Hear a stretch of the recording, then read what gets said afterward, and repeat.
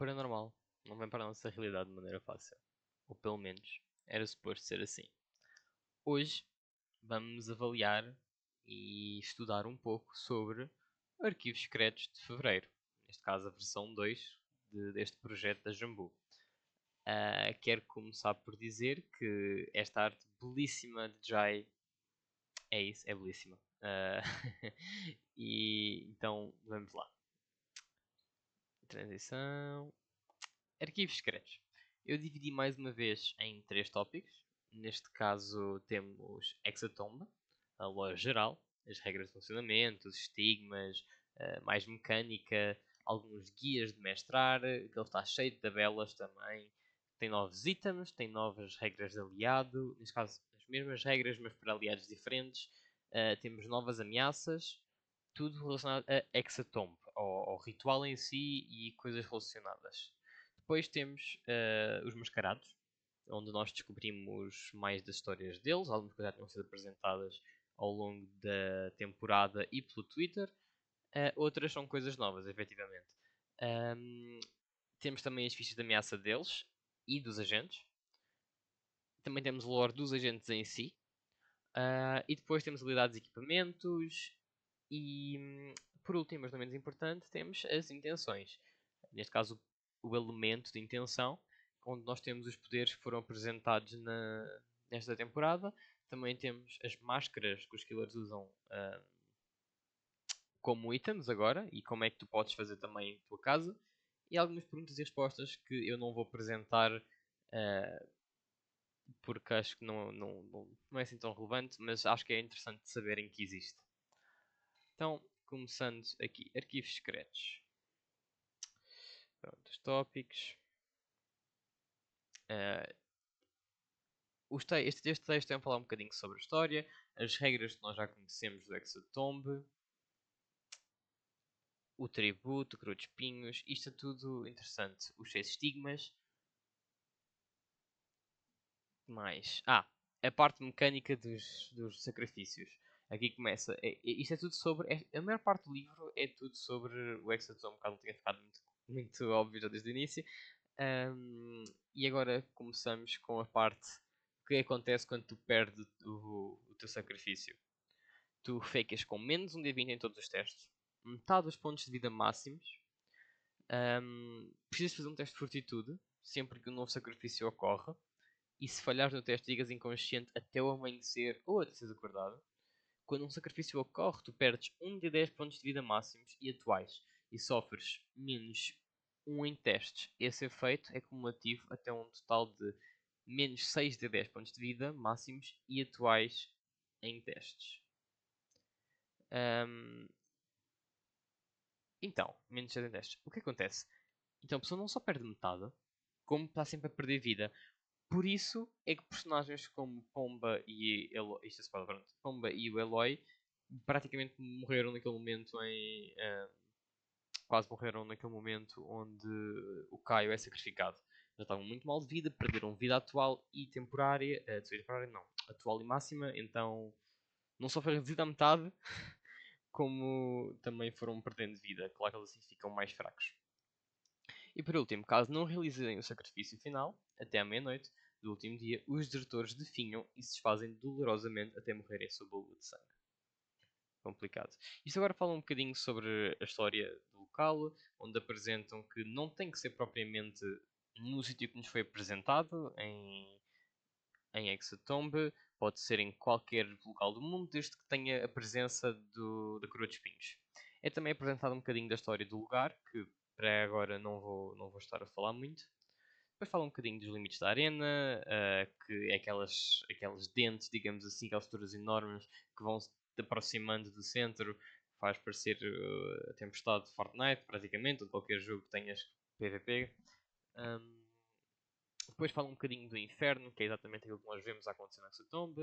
O local começa quase como se fosse um sítio, tipo uma terra abandonada, mas um sítio comum, entre aspas, algo simplesmente normal. E conforme o tempo vai passando, o sangue começa a consumir o lugar, as plantas começam a ser afetadas, os animais começam a ser afetados, e no caso mais intenso, o conhecimento também passa a possuir o lugar, criando depois aqueles símbolos que é os estigmas da intenção, que é aquela mistura. Depois, a jogar Hexatomb, eles têm aqui algumas dicas de perguntas é que deves fazer aos teus jogadores para eles pensar, planearem o seu personagem para este terreno. Tipos de ações, eles dividiram isto como tipo 3 tipos de parte, tipo início do dia, ao longo do dia, final do dia, como é que eles querem agir, se querem trabalhar em conjunto, se querem se dividir. Acho que isto está tudo bastante bom. Eles fazem alguns, também aproveitam para puxar de novo para o livro de regras, como é que esta parte do... Se for o caso da sua mesa, lembre-se de seguir as orientações, sim, e a diversão é prioridade. Isto porque, aí está, eles têm a preparação, a execução e a conclusão. Isto é só uma forma de se orientarem, para não ficar algo tão preenchido, se calhar, ou tão complexo como poderia ser. É uma forma de simplificar as coisas e de fazer as coisas acontecerem de forma mais fluida. Que nem o sangue. Pronto, falo mais um bocadinho outra vez sobre como é que é o Hexatomb, os sacrifícios. Depois temos alguns itens novos, não é? Temos a base, descansar, fazer as melhorias. Eu gosto muito da mecânica de fazer melhorias, vou ser honesto. E pronto, temos aqui as melhorias da base. A adega de vinho, vinho dos vampiros. Este vinho de sangue recebe até o fim do dia mais 2 em testes baseados em força e vigor, mas sofre menos 2 baseados em testes de inteligência e presença. Isto é novo, porque eu acredito que nós não soubéssemos. Nós não soubemos isto no Revelando Hexatomb. Foi uma informação que estava sempre a escapar do Selvit. Ele ia começar a dizer, alguém interrompia ou perdia-se noutra coisa e acabou por nunca ser revelado até agora. Por isso fico feliz de finalmente ter chegado para nós. Depois tem coisas simples, não é? Estas todas são coisas que não precisas de.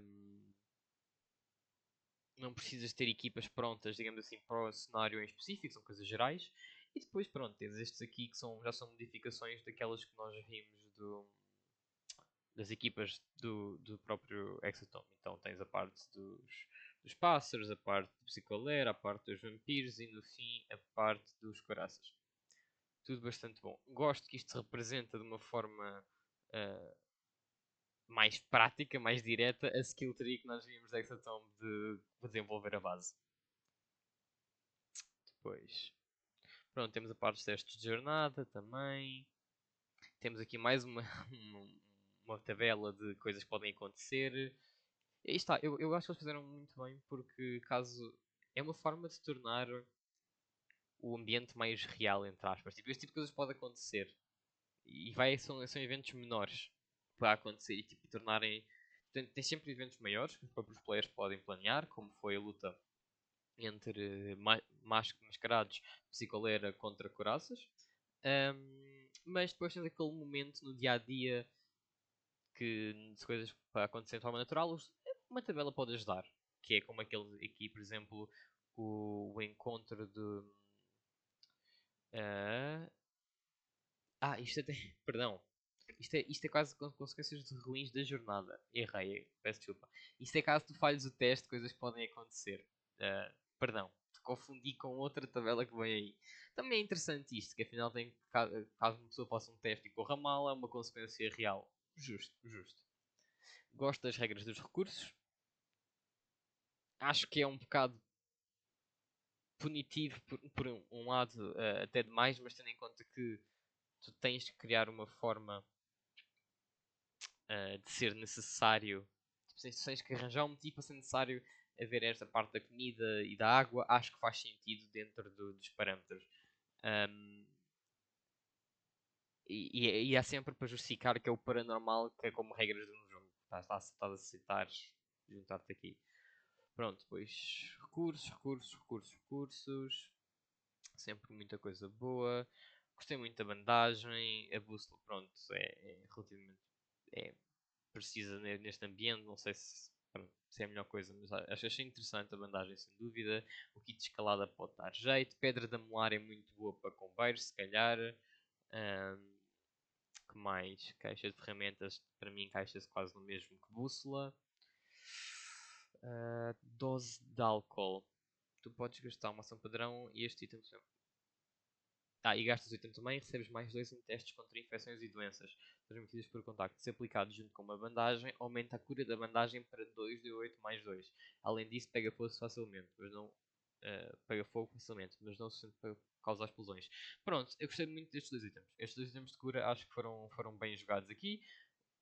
Kit de escalada dá sempre jeito para outras mecânicas também. Pedra de amelar é bom para combeiro, entre aspas. E incenso.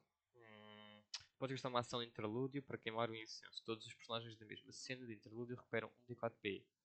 É bom. Também é bom. Epá, é um bocadinho carinho. Um categoria 1, mas é meio de espaço. Epá, eu acho que vale a pena.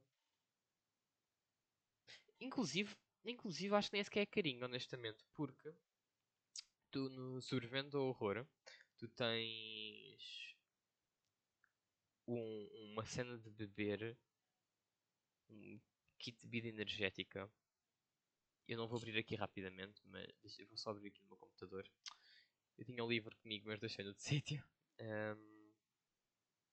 Mas se não me engano, não vou estar a ver agora. O Sobrevivendo ao Horror tem um item que é bebida energética. E eu acho que é categoria 2 para um D4P. Por isso o incenso vale muito a pena. E é meio de espaço. Também é muito bom este item. Muito bom. Pronto. O que eu me enganei na bocado é corrigido aqui porque incenso nada. Os encontros aparecem neste momento. Encontros como há um acerto de contas, onde uma equipa rival vai lutar contra alguém num contra um, ou pelo menos tenta lutar num contra um. Tu podes ouvir alguém que tenha caído na armadilha, tens luta de 3 contra uma equipa, por exemplo. Isto é aquela coisa que eu comentei mais tarde, mais cedo, quero dizer, sobre efetivamente acontecimentos espontâneos ao longo da história.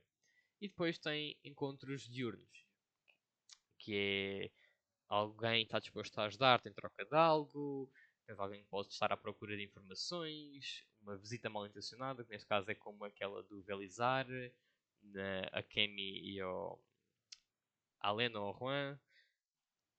Pronto. E depois a invasão acanhada. Esta.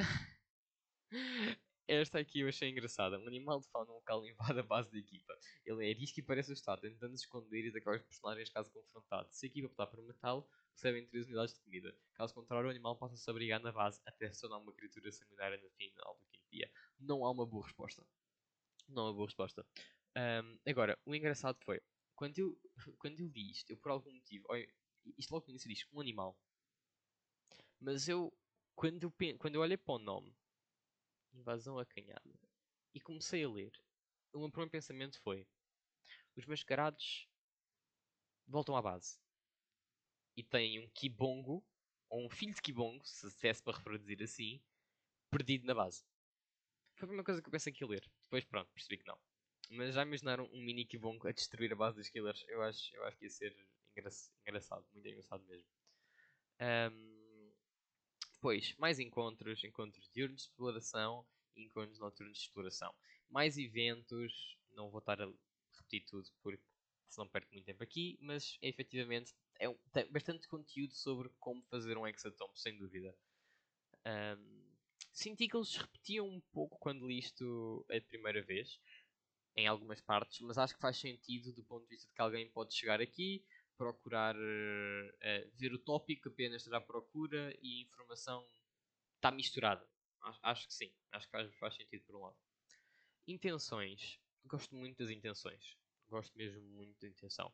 Uh, por exemplo, deixa-me cá ver, a do Kian, vá, a do Kai. Mate 2 pessoas no mesmo dia e será recompensado à altura. O nome liberta a tua cólera primordial e aniquila a díade. E quando causas dano, tu causas mais 5 pontos de dano do mesmo tipo. Que coisa forte. Todos estes têm alguma coisa muito boa. Todos estes têm uma coisa muito boa. E o lado bom, eu posso estar errado, mas são um sentimento. Exato. Eu acho que em relação a isto, tu tens há uma coisa que podes fazer que é, como mestre, a não ser que tu queiras mestrar Hexatom apenas como uma história única ou quiseres fazer parte de uma campanha maior, eu quero te lembrar que, muito provavelmente, isto fica. Então, por exemplo, agora a Lena e Remy, e até Juan, mas pronto, a Lena e Remy saem da Hexatomb. Os efeitos que eles conseguiram ao longo da temporada ficaram, ou deviam por um lado, se calhar, ficar com os personagens para pós do Hexatomb. Então, no futuro, caso tenhas os teus jogadores que participem do Hexatomb por algum motivo, lembra-te de que estes efeitos muito provavelmente não são temporários e que deveriam, se calhar, ficar como marcas do que eles passaram. Em contrapartida, podes deixar-lhes uma cicatriz permanente do estigma. Acho justo. Ficas com uma cicatriz permanente, ficas mais OP. Acho que sim, acho que sim. Acho que vale a pena. Que esta regra de aliados em perigo é aquela regra que nós aprendemos também em Hexatomb, de tu escolhes a ajuda de um aliado e em troca ele tem chance de se ferir. Depois fala mais um bocadinho fala mais um bocadinho de como é que funciona a Hexatomb, a parte final. E depois eu gosto muito disto. Como prometido, após a realização do sacrifício final, o ritual será concluído e um desejo será concedido a todos os sobreviventes. Cada set tem um novo começo, contudo, é importante saltar. Cada set tem um novo começo, ponto. Contudo, é importante saltar algumas coisas. 1. Nada que foi tocado pela morte, pela morte pode, pode voltar ao que era antes. Isto, para já, mostra-nos que Pomba e Escarlata, pelo menos, não vão voltar àquilo que eles eram antes, no passado. Mais uma vez, porque houve muita gente que achou, como era no Hexatomb, eles podem voltar e estava tudo bem. Não. Na altura eu li no Twitter isso, e não é assim que funciona. Há regras deste mundo, e por mais que o paranormal altere essas regras muitas vezes, até o outro lado tem efeitos que nós não compreendemos. E neste caso, a morte é uma constante que fica. Se tu queres trazer algo de volta, a coisa não vai correr bem. Não vai mesmo. Segundo, o pedido pode ser interpretado da maneira mais. Pode. O pedido pode ser interpretado da maneira mais cínica e repulsiva possível. Principalmente se não for talhado como deveria. Isto é bom. Porquê? O diabo, quando está a ouvir estes pedidos, não tem que constante. Tipo, imagina que isto é apesar de ser uma criatura, ainda é um personagem. Assim, alguém com consciência. Se ele ganhou um certo afeto a algum personagem ou algum NPC, ele pode estar disposto a ser mais leve ou mais bonzinho, entre aspas, dentro dos parâmetros do que é uma criatura horrível, com o pedido de alguém. Em comparação, se for outra pessoa a fazer um pedido igual ou parecido, mas que o diabo não põe a cara dessa pessoa, pronto, esse mesmo pedido pode ser distorcido porque ele simplesmente não gosta e é uma escolha do diabo concedê-lo da maneira que quer. E 3, e este acima de tudo, tu não te deves envolver com o diabo. Perfeito. Mantém o diabo longe. Pronto, depois temos aqui umas fichas interessantes. As ameaças. Eu gosto de dar para ver realmente, tipo, versão normal. Primeira versão, do outro lado. E depois esta criatura que realmente saída do inferno. Olha aqui este bichinho lindo e maravilhoso. Nada, nada de mal pode acontecer, não é? Coisa feia. Pronto. Agora, próximo capítulo. Avaliação do capítulo dos mascarados. Pronto. Resumindo a lore do Aguiar, eu não quero falar demasiado sobre, mas é como ele conhece os pais adotivos dele e como é que ele no final vira o Mutilador Noturno. É uma história que pode deixar alguma gente confusa. Eu vi o podcast do Sovaco Seco. Eu gosto muito de ouvir os podcasts deles. Mas eu vi gente a reclamar um bocadinho disto ele asfixiou, spoiler, ele asfixiou a mãe, matou e depois, claro que ele devia ter sido apanhado. Então, como é que é? É assim, nós podemos pensar do lado que as coisas correm todas como deviam de ser e após o polícia matar alguém as coisas tinham que ser seguidas de outra forma. Ou, perdão, podemos ver que um polícia corrupto arranjou forma de, desta velhinha que era claramente já tinha uma fama de ser uma alta psicopata e tudo mais, atacou de forma agressiva. Ele, para autodefesa, teve que matá-la assim. E no fim, falou com os seus amiguinhos da polícia, explicou a situação e eles acobertaram as coisas. Acho que faz todo o sentido para alguém como a Guiar. Depois, os garagens estão de. Mais uma vez aquela coisa de que as fichas mudam de stream para aqui. Que eu continuo com a mesma opinião do vídeo passado. Eu gostava de ver como é que elas são na stream. Acho que eu entendo porque eles não fazerem, mas eu entendo. Eu entendo, mas eu gostava. Só isso. Depois fala um bocadinho de cada coisa. Eu não vou estar a ver demasiado para já, porque vou ver depois a avaliar outra coisa. Ai, que arte bonita. Esta arte, um todo noturno, é qualquer coisa. Achei interessante que a poder de intenção ficou nesta ficha. Tanto na versão normal como no ventilador noturno. Achei qualquer coisa. Agora, os poderes de aguiar. Revidar violento. Achei o poder relativamente forte. Quer dizer, não é muito forte porque contra-ataques é pior, digamos assim, é a pior reação que podes ter normalmente, pelo menos de acordo com o sistema. Mas é sempre interessante para alguém que faça uma build baseada nisso. Predador perfeito, pronto, toda a gente estava a ver o Guiar lutar com, com o Predador perfeito, então acho que este poder vai ser uma nova escolha de muito jogador por aí. Dá-te mais uma ação padrão por 5p, acho um bocadinho caro, mas é justificável. A seguir, Predador de Sangue. Este é um poder interessantezinho, é sobre rastrear. Isto é bom para pegar, se calhar, como combatente. Caça... Não é, a trilha não é caçador, é combatente. Se calhar é caçador. Pronto, a trilha do Veríssimo antigo, o de 1980. Grande Veríssimo, por sinal, ele tem aura. Seguinte, Machado do Mutilador. Categoria 4, causa 1d8 de pontos de dano e mais 1d8 pontos de dano de sangue. Este mais aqui significa que não é multiplicável por crítico, os dano de sangue. Multiplicando em caso seja. E tem. Espera. Neste caso não sei. Neste caso não sei, porque diz multiplicado em caso de ser crítico. E tem crítico 20 vezes 3. Não sei. Alguém mais experiente que eu, como o Random, há de eventualmente. Random usuário há de explicar isso. Mas eu acredito, é assim, eu na minha mesa eu sou um bocadinho leniente com os meus jogadores. Porque em troca eles puxam, eu puxo também. Mas eu permitiria, mas acho que de acordo por Raw, não é suposto isto multiplicar este 8 de sangue. Além disso, quando atinge uma vítima, pode gastar 1 P para deixá-lo sangrando. Esse efeito é cumulativo, ou seja, pode ficar sangrando várias vezes simultaneamente. Pronto. Não sei, não achei assim, mesmo assim tão forte para 4 de espaço, por um motivo.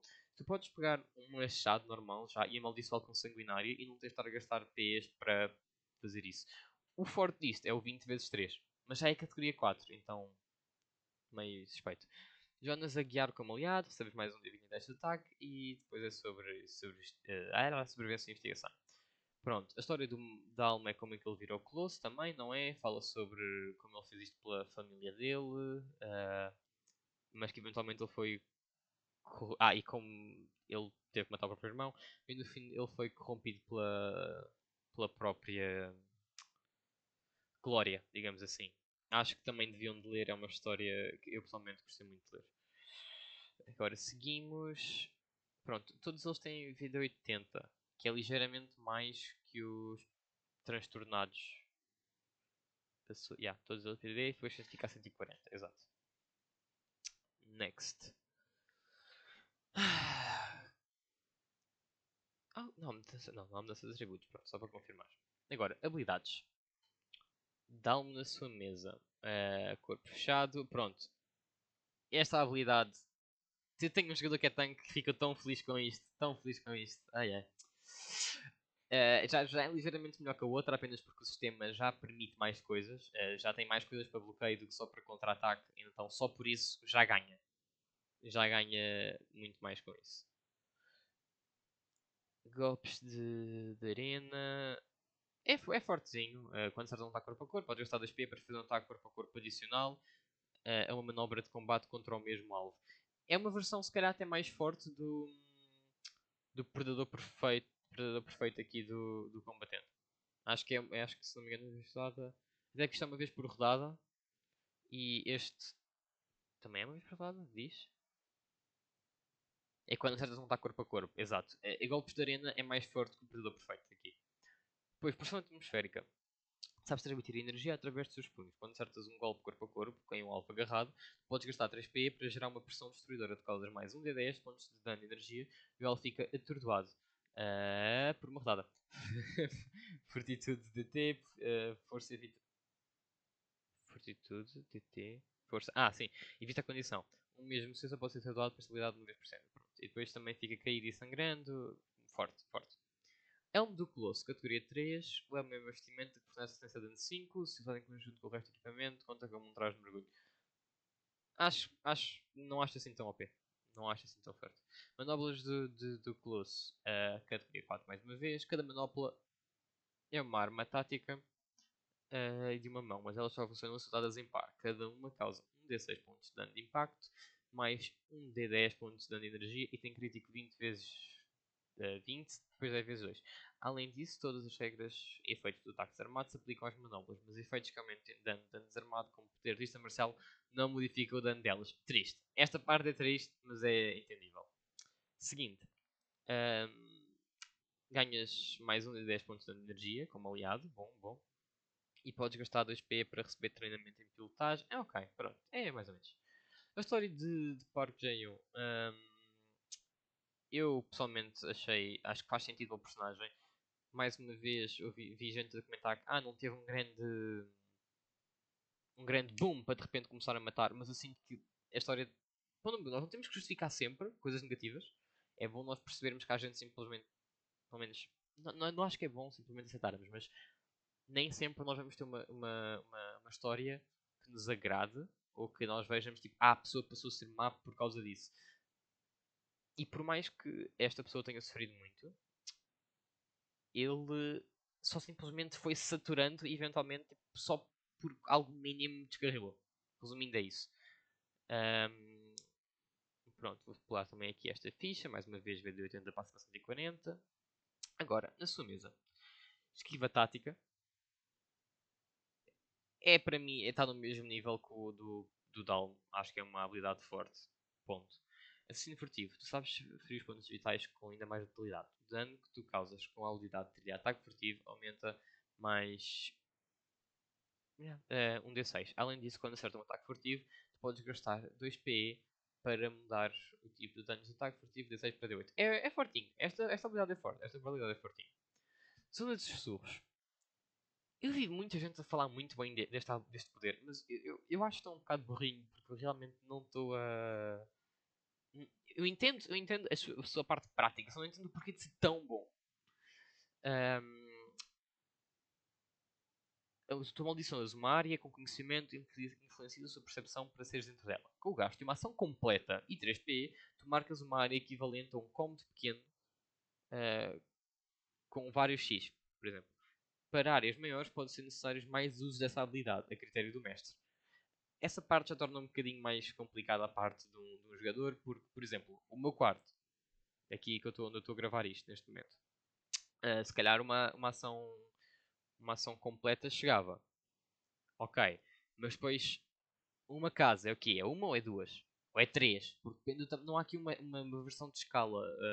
E por uma ordem, como nós neste momento temos muito combate tático, pelo menos é suposto, entre aspas, ter uma escala poderia ajudar tanto o jogador como o mestre a serem um bocadinho mais guiados, mas vai de cada um.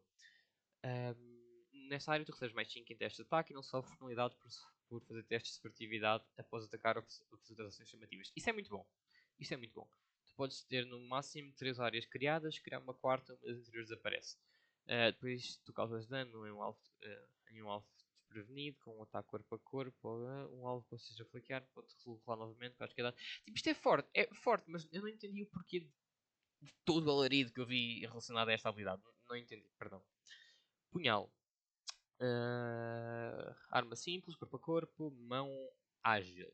Pode ser arremessada em alcance curto. Ok, causa um de 4 pontos de dano de perfuração, mais um de 6 pontos de dano de conhecimento e tem crítico 19-2. Além disso, quando ataca os pés de arma, podes gastar 2 P para deixá-lo desprevenido contra o ataque e se acertar, o alvo fica cego por uma rodada. No mesmo alvo só pode fazer. Epá, podia ser categoria 3. Podia ser categoria 3, mas é forte, é forte. Cammy, a história da Cammy, de como é que ela passa a ser ensinada por alguém que aparentemente tem afinidade com morte, ou era um Zírio mesmo, não sabe, e como é que ela vira assassina. Mais segue, que arte bonita. Seguindo, habilidades. Palpite confiante. A menos que você tenha certeza que algo mesmo não sabendo como. Quando faz um teste de perícia baseado em intelecto ou presença, podes gastar um P para somar o teu intelecto no teste. Ok, é um poder geral que dá sempre jeito para fichas, especialmente de investigação e assim, gente mais para um lado das coisas. Também dá sempre jeito para lâmina, por um lado. Faz o teste baseado em perícia. Exato, é sempre mais um bónusinho para a lâmina, por exemplo. Então, para mim, a win is a win. A vitória é uma vitória, lâmina no topo. Depois, especialista em matar. Este poder foi problemático porque é praticamente um ataque especial de combatente para o especialista. Eu não sei, eu sinto que não foi a melhor forma de corrigir que agora os especialistas acertam. Mas eu, quando jogo na mesa dos outros, passou-me a dar muito mais jeito. Mas muito jeito mesmo. Eu tinha um especialista sniper e eu alterei a ficha dele para agora para a próxima missão. Apenas para poder corrigir isto. Apenas para poder ter este poder. É incrível, é incrível. Claro, não acho que esteja balanceado de todo, mas para mim, tá, é uma vitória, mais uma vez eu digo. Só verificar aqui uma coisa, está tudo certo. Ok. Ao fazer um ataque com uma arma. Ok, disparo de morte, desculpa. Ao fazer um ataque com uma arma de fogo ou de disparo, então balestras e arco e flecha contam, tu podes tentar com a morte para fazer o tempo de acelerar momentaneamente. Antes de fazer o teste de ataque, tu podes gastar 3 PE para receber mais 2 na margem de ameaça dele. O ataque ignora a cobertura e 10 pontos de assistência a dano do alvo. Depois é fortinho também. Depois, Sniper Fantasma. Esta arma é uma arma de fogo tática de duas mãos de alcance longo. Ela causa 2 de 10 pontos de dano balístico, mais 2 de 4 pontos de dano de morte e tem críticos 19, 3. Se for veterano em pontaria, mirar com esta arma, tu recebes mais 5 na margem de ameaça. É tipo um sniper, mas melhor. Além disso, um ser reduzido a 0 PV por dano desta arma se iniciar os 2 turnos morrendo em vez de 3. Exato, morre se for. Yeah. É aquela habilidade que nós vimos da Kemi já, italiana. Categoria 4 não acho mal. Aqui eu não acho mal. Não acho mal mesmo. Kemi como aliada. Eu pulei o, o Jai como aliado, acho eu. Perdão, Jai como aliado. Tu podes fazer uso da habilidade de trilha ataque furtivo se já tiver, causa mais um D6. E depois fazes um teste de diplomacia, enganação e intimidação. Podes gastar 3 PE para rodar de novo o teste. E ficas com o melhor resultado. Perdão, peço desculpa. Kemi. Tu sempre causas dano, podes gastar. Tu podes causar. Podes não. Tu causas mais 3d4 pontos de dano de morte. Este dano ignora 10 pontos de resistência de dano do alvo. Muito bom. Figura influente. Uma vez por rodada, quando faz um ataque à distância com uma arma de fogo ou disparo, podes gastar 2 PI para fazer uma ação de movimento adicional que deve ser para se deslocar imediatamente após o ataque. Que é para te manteres, exato, fora de alcance. O labirinto. E vou fazer um vídeo inteiro à volta desta parte do labirinto, então não vou elaborar, mas achei muito bom tu teres que resolver um labirinto para saber da história dele. E agora vamos aos rituais do meninão. Tem aqui, labirinto na sua mesa. Mapa sanguíneo. Tu tocas numa superfície e desenhas um mapa com gotas de sangue que sinalizam em tempo real a localização de todos os tiros num raio de 1 km a partir da superfície tocada. Os tiros podem fazer um teste de distância para evitar este efeito. Ok. Primeiro que nada, símbolo muito lindo. Já me venceu. E depois a versão mais forte dá para perceber o quão mal de vida é que eles estão. Capturar momento. Porreirinho. É porreirinho. Tu fazes um desenho. Isto aqui está mal. Perdão. Mas resumindo, tu passas a ver o sítio. Passas a ter o sítio gravado. Mas vamos ler. Acrescenta ao efeito a opção de gastar uma ação padrão para fazer símbolos explodir em energias entrópicas. Causam 4 a 8 pontos de dano de morte em todos os seres captados por ele. E no momento da explosão. Um teste de resistência para. Pronto. Isto só aumenta o dano. Mas a versão normal, tu é bom que se conseguisse espiar o que aconteceu lá quando quiseres. Se não me engano. Acho que era isso. Depois, labirinto mental é sobre confundir a pessoa. Todos estes rituais têm símbolos maravilhosos. Peço desculpa. Já viram isto? Perdão pelo desvio de raciocínio. Labirinto mental, tu simplesmente fazes a pessoa ficar desnorteada da vida e mudas a direção dela. Rajada caótica é aquele ritual. É basicamente um raio de energia que dá dano. Resumindo bastante a isso. Epá, é um ritualzinho de dano porreiro. É o que eu tenho a dizer. O capturar momento para mim é dos melhores, assim como o mapa sanguíneo. O labirinto mental para mim é um clássico do labirinto. Acho que ele teve muito bem, mas acho que é também capaz de ser aquele que tem menos versatilidade de regra geral. É muito bom para fazer pessoas mais fortes que tu, inimigos humanos, terem que se afastar de ti para tu poderes sobreviver. Acho que é o maior uso do ritual. Labirinto como aliado. Uma vez por dia tu recebes mais 2 de 4 PE atuais e máximos. Isto é muito bom. Rodas de novo todos os dias. Depois, tu podes gastar 2 PE para a DT dos teus rituais aumentarem em mais 3 até o fim da cena. É cumulativo com a Atena. Vamos lá ver. A Antena. Medo. Categoria 4 também. É uma arma simples, corpo a corpo, de 2 mãos, que conta como uma arma improvisada. Menos 1 D20 em testes de ataque. Ok. E causa 1 D6 pontos de dano de impacto e tem crítico de 20 vezes 2. Não vais usar a antena pelo dano. Seu verdadeiro potencial só se revela nas mãos de um conjurador de rituais. A DT dos teus rituais aumenta em mais 3. Além disso, podes conjurar o ritual na antena. O ritual não faz efeito na hora, em vez disso fica contido nela. Tu podes gastar a ação padrão para libertar o ritual e gerar o efeito dele, sem precisar gastar ações de conjuração ou PE. A antena só pode conter operadores. Epá, isto é fortinho, sem dúvida. Mas só é. Eu não acho que é assim tão forte. É forte, só não é tão forte. Acho que me estou a fazer ser ouvido. Categoria 4, só acho fair pela parte da lore, porque pela parte mecânica também acho que na categoria 3 se calhar estaria bom. Depois, Lore dos Agentes, isto é sobre ele e o culto da família dele. E vamos aos poderes dele. Isto não está certo, é já agora, esta parte das habilidades. Mas gostei muito do especialista em correntes, que basicamente deixa-te ter o item sempre agarrado a ti e que não o deixas simplesmente escapar. Então, pessoas ou fichas que tenham a capacidade de roubar itens, isso é uma forma de garantir que os itens não são roubados. É sempre bom contra ladrões. Depois tens esta habilidade, tu prendes a manter os teus inimigos perto. Quando tu acertas um ataque com uma corrente semelhante, podes gastar 2 PE para puxar o alvo para um espaço vazio adjacente a ti. Se o alvo se afastar voluntariamente de ti, ele sofre menos 1 D20 em teste de ataque contra os alvos que não sejam tu, por uma rodada. Tem nada em luta. E por último, eu assumo, a habilidade de arma assumo que seja uma alteração que tu faças. É o que eu assumo. Tu, basicamente, a arma passa de 2 mãos, aumenta a categoria em mais 1. É exatamente por causa disto que eu acredito que seja uma alteração de arma. O dano de forma separada aumenta mais 1 do mesmo tipo. Margem de crítico aumenta mais 1. Espaços dobram. E pode ser usado para combater 2 armas. Pronto. Resumindo é isso. Habilidades de Jasper. Recebes resistência a dano 5. E quando fazes um teste de ataque, podes gastar 2 PE para aumentar a margem de ameaça desse ataque em mais 2. A história da Lena é sobre como é que ela perde a filha, como é que ela consegue e perde a filha, no caso, e depois, sobretudo, acontece à volta dela. Ela, já agora, é canonicamente uma ocultista. Eu no vídeo passado fiquei na dúvida se ela seria especialista ou não. É, pronto, é canonicamente ocultista. Assim como o Jasper é combatente. 99,9% de chance.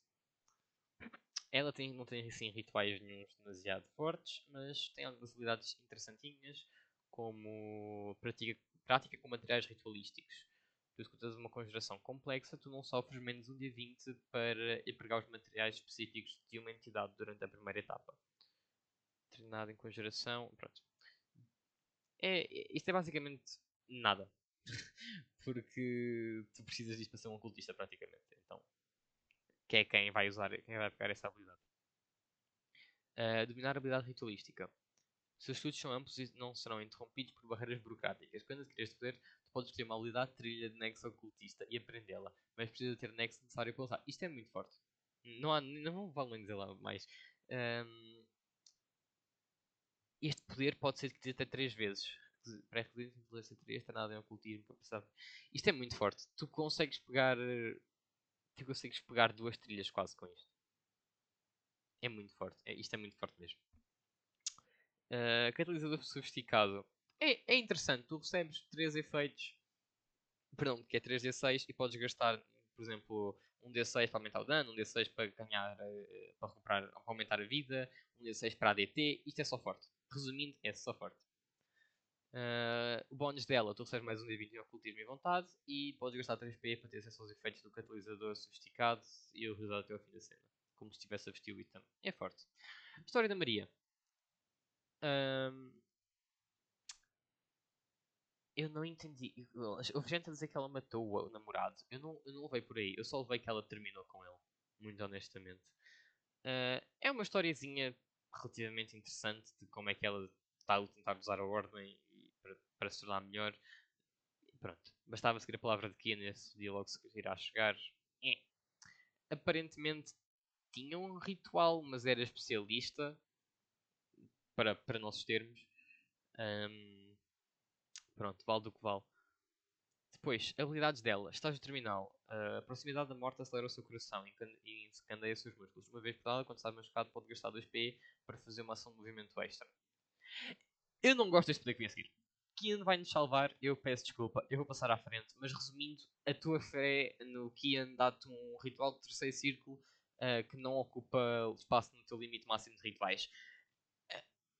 Não curti, eu peço desculpa. É a minha opinião pessoal. Kian não é Deus, ele é brocha, ele é um ser humano que realmente chegou mais perto do outro lado do que devia, mas ainda assim ele é só alguém louco que precisa de respirar fundo e acalmar. Perdão, esta parte final foi um bocado exagerado, mas acho que Kian não precisava de ter essa força toda, digamos assim. Onde ele agora passa a ser um deus. Seguinte, tratamento de emergência. Tu podes gastar 2p e uma ação padrão para fornecer 2d10 mais 10 pontos de PV temporários em um ser de alcance toque quando todos os pontos forem perdidos ou se ficar fraco até ao fim da cena. O ser fica fraco até ao fim da cena, perdão. O mesmo alvo não pode ser beneficiado novamente para esta habilidade na mesma cena. Pronto, é fortinho, é forte. É uma habilidade porreira para healers. É sempre uma forma de garantir mais vida. Como aliada, dá-te mais um D20 em medicina e. Eu não. Hum, eu não quero. Não quero. Não quero. Não quero. Remy! Gostei da forma que eles fizeram isto tudo. Gostei que eles canonizaram que o Remy curtia do Veríssimo. Eram muitos sentimentos na realidade. Eram muitos sentimentos, mas independente. Também era um ocultista. E agora vamos às habilidades dele. Arte da música macabra. Tu podes gastar uma ação padrão e 2p para causar um dos efeitos a seguir e em um ser com alcance curto que possa ouvi-lo. O próximo dano que o alvo causar aumenta mais 5.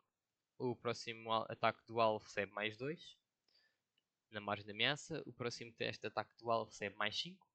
O alcance do próximo ataque ou habilidade que o alvo usar recebe mais 9 metros de alcance. É forte, isto tudo é forte. Só podes gastar um D6 no mesmo ritual e apenas no momento em conjurá-lo no fim da cena. Não é? Eu não sinto que... Anyway. Eu acho que isto não pertence aqui.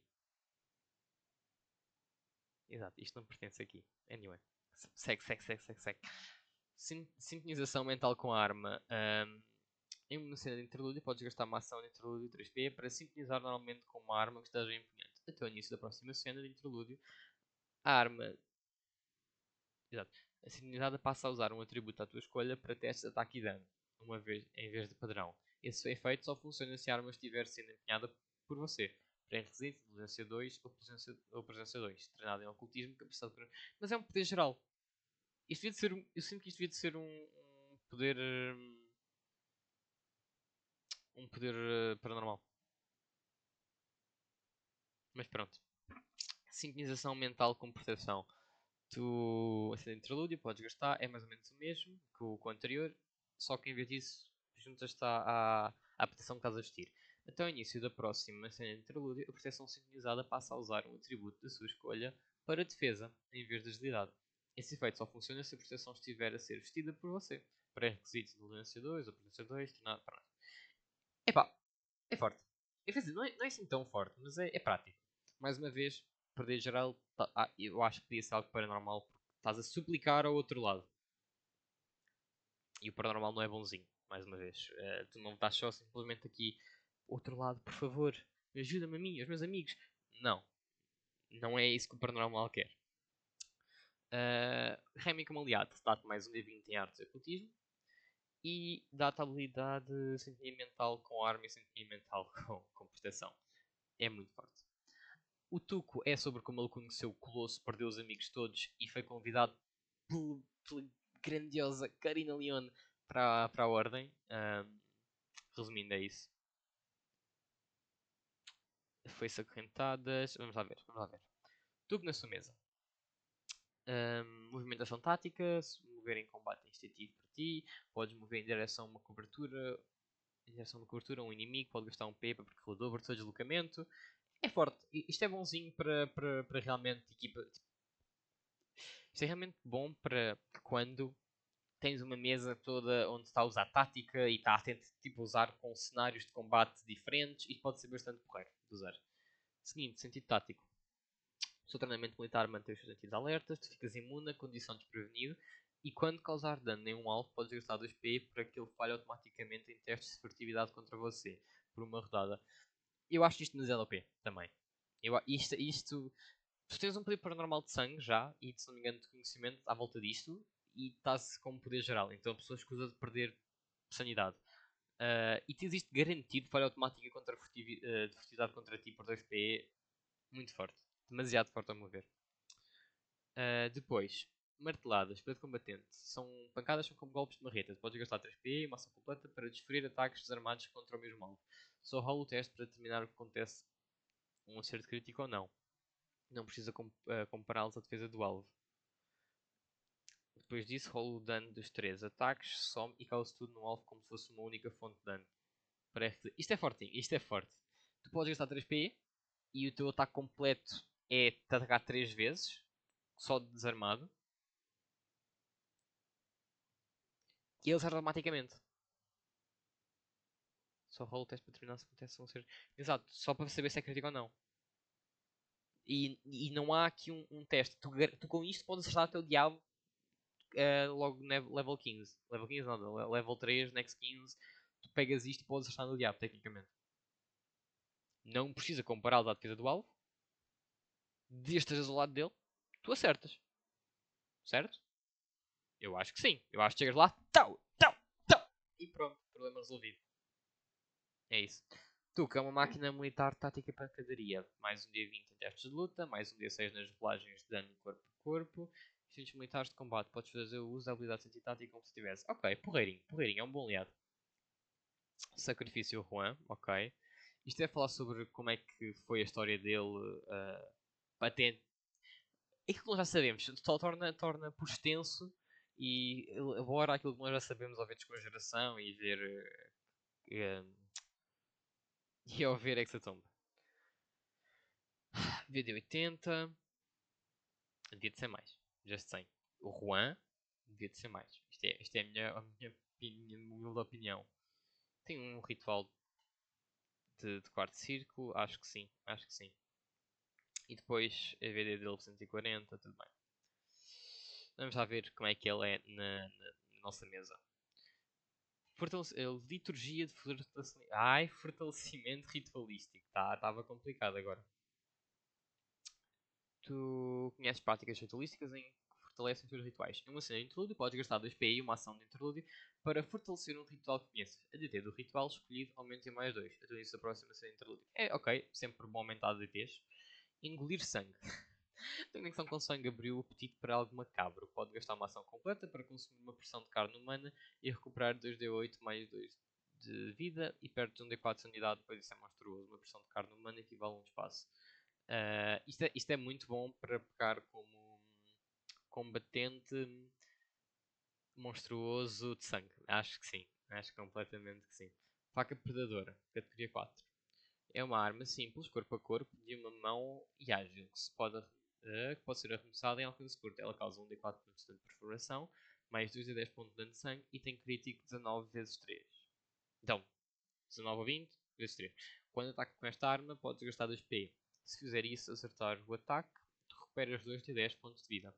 Qualquer ponto de vida recuperado que exceda os seus pontos de vida máximos se tornam pontos de vida temporários. Pronto, então isto recupera a tua vida máxima. Se exceder até a vida máxima, é a vida temporária. É forte. É relativamente. Acho que é fortinho até. É uma forma de dar tipo de heal automático. 2 de 10 dano de sangue garantido. E mais uma vez, eu sinto que estes 2 de 10 não são multiplicados por vezes 3 porque isso tornava demasiado forte. Podes gastar 2p para. Exato. Como aliado, ele dá-te mais um d20 de intimidação e ocultismo e vamos cá ver. Tu podes conjurar os rituais de armadura de sangue e descrenar como se os conhecesses, mas ainda precisa ter os pré-requisitos de círculo para as formas avançadas. Eles não contam como o seu limite de rituais. Ok, tudo bem. Seguindo, poderes de intenção. Eu ignorei todos os poderes de intenção que foram aparecendo até agora porque nós temos um capítulozinho só com isso. Então, vamos aqui ver rapidamente. Já agora, isto não fala muito, tipo, isto não fala nada de novo, quase em relação àquilo que nós já conhecemos de intenção. Então, não vou ler o que está aqui também, mas vou ler os poderes. Desejo diabólico. Procede. Gatilho. Tens que obedecer ao diabo. Efeito. Ao fazer um teste, em vez de rolar os dados, podes fazer uma reação para determinar que seja um sucesso automático, como se tivesse a rolar de vinho natural. Tu podes fazer isso apenas uma vez por cena e precisa fazê-lo na mesma cena em que obedeceu a uma vontade dele. Acho que eles aqui tornaram mais fraco. Só uma vez por cena. Eu acho que é uma vez apenas por gatilho. Eu acho que sim. Pois, filho da dor.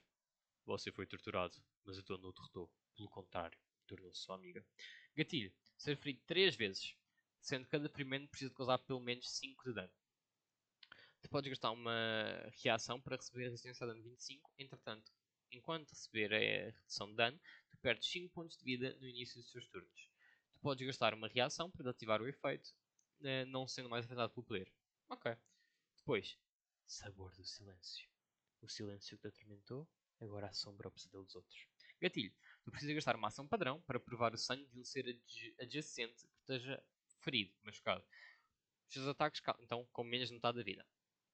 Os seus ataques causam mais um D8 pontos de dano e recebem mais 2 na margem de ameaça. Além disso, se fizeres um acerto crítico, tu cortas a boca do alvo, silenciando-o, impedindo-o de comunicar, utilizar qualquer poder ou ritual por um D4 rodadas. Os efeitos duram até ao fim da cena. Isto é muito forte. Seguinte, um novo caminho.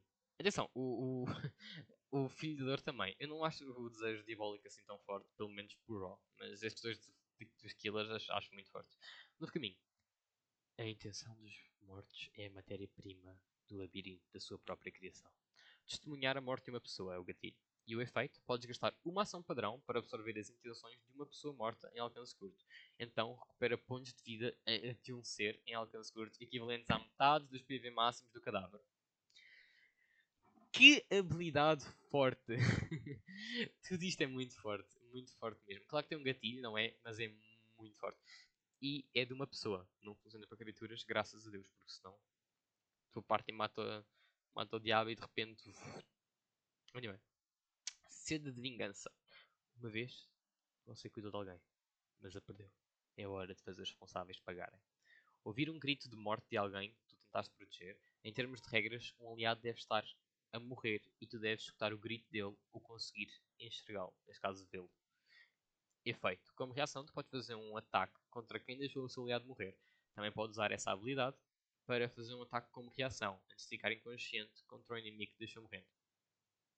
Você também pode usar a habilidade para fazer um ataque como reação, antes de ficar inconsciente. Exato. Epá, eu acho isto forte. Também acho que todas elas são sem dúvida muito fortes. Estas 4 são habilidades. Eu acho que pelo facto de terem um gatilho, porque como elas não podem usar ser sempre usadas, elas estão mais fortes. Mas eu sinto que todas elas valem muito a pena. Completamente. Agora as máscaras. Ah, não vou falar muito sobre regra geral. Mas tu podes torná-la como se fosse um item do teu jogo. Isto é muito mais sobre ter duas fichas. Isto é sobre tu mostrares a tua própria identidade, digamos assim, de uma forma bastante creepy, mas é sobre tu te revelares quem realmente és através de outras coisas. Primeiro passo: tu precisas de um motivo narrativo e de uma roupa para desenvolver esta relação. Seguinte, tu pegas na ficha e fazes uma nova ficha, com o cimento mestre, claro, que é como se fosse a versão Ultimate.